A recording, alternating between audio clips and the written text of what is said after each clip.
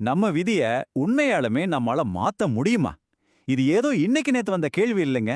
மனுஷன் யோசிக்க ஆரம்பிச்ச காலத்திலிருந்து இந்த கேள்வி நம்ம கூடவே பயணிச்சிட்டு இருக்கு.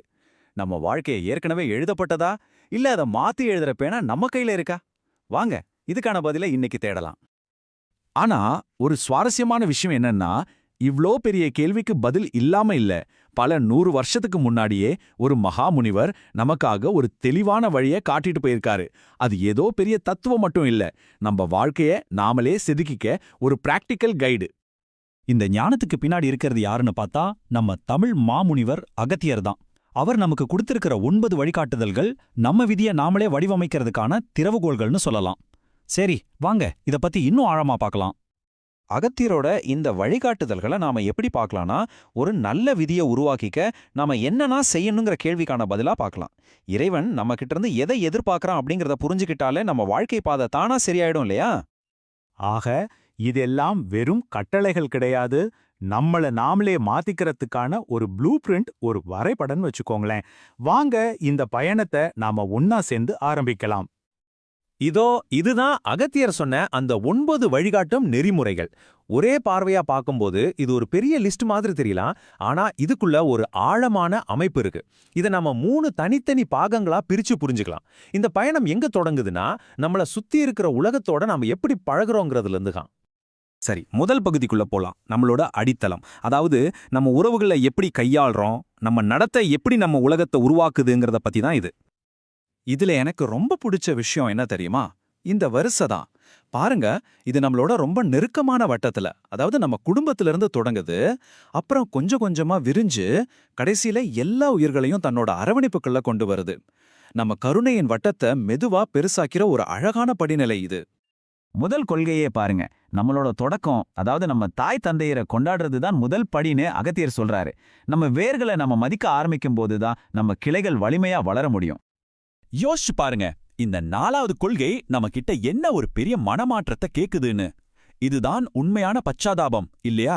மத்தவங்கள அந்நியர்களா பார்க்காம அவங்களுக்குள்ள நம்மள பார்க்க ஆரம்பிக்கும்போது நம்ம உலகமே தலைகீழா மாறிடும்.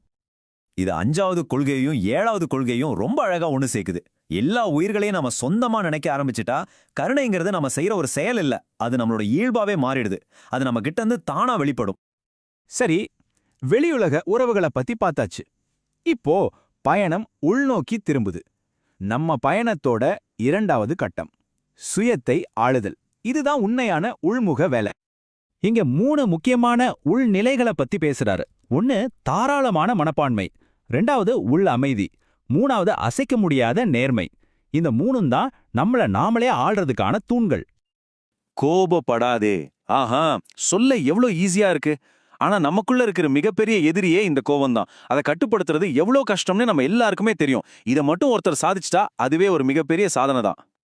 உண்மை பேசுறதுங்கிறது வெறும் ஒரு மாரல் ரூல் கிடையாது. அது நம்ம மனசுக்கும் நம்ம பேச்சுக்கும் நம்ம செயலுக்கும் நடுவுல ஒரு பாலத்தை கட்டுற மாதிரி. நம்ம சொல்றதும் செய்யறதும் ஒன்னா இருக்கும்போது நமக்குள்ள எந்த போராட்டமும் இருக்காது. ஒரு ஆழமான அமைதி உருவாகும். இப்போ நம்ம பயணத்தோட உச்சக்கட்டத்துக்கு வந்துட்டோம். இதுதான் இந்த எல்லா ஞானத்தோடையும் சாரம். இதுதான் கடைசி மற்றும் மிக ஆழமான கொள்கைகள். இந்த சக்தி வாய்ந்த வரிய பாருங்க, எல்லாம் இறைவனே. ஒரு நிமிஷம் இந்த வரிய அப்படியே உள்வாங்கி பாருங்க. இறைவன் எல்லா இடத்துலயும் இருக்கான், எல்லா பொருட்கள்லையும் இருக்கான்ற இந்த ஒரு கருத்து நம்ம பார்வையே மாத்திடும் இல்லையா? அப்போ எல்லாமே இறைவன் அப்படின்னா, கடைசியா நாம தெரிஞ்சிக்க வேண்டிய அந்த ஒரு ரகசியம் என்ன? அகத்தியரோட இறுதி போதனை என்னவா இருக்கும்? யோசிச்சு பாருங்க. அதுதான் இது, அகத்தியரோட 9வது கடைசி வழிகாட்டுதல், உன்னை நீயே அறி. இதுதான் எல்லா தேடல்களுக்கும் முடிவு புள்ளி, ஞானத்தோட உச்சம். இங்கதான் நாம ஒரு விஷயத்த நல்லா புரிஞ்சுக்கணும். இந்த கடைசி படி மத்த 8லிருந்தும் தனியானது கிடையாது.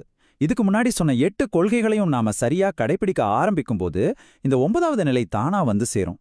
உங்களை நீங்க தெரிஞ்சுக்கிற பயணம் மத்தவங்கள மதிக்கிறதுல இருந்து தொடங்குது. அப்போ உங்களுக்கான உண்மையான கேள்வி இதுதான். இந்த பழமையான ஞானத்தை உங்களோட இன்றைய நவீன வாழ்க்கையில எப்படி பயன்படுத்த போறீங்க? உங்களை அறிஞ்சுக்கிற அந்த மகத்தான பயணம் இந்த 9 படிகள்ல உங்களுக்கு எங்க இருந்து தொடங்குது? கொஞ்சம் யோசிச்சு பாருங்க.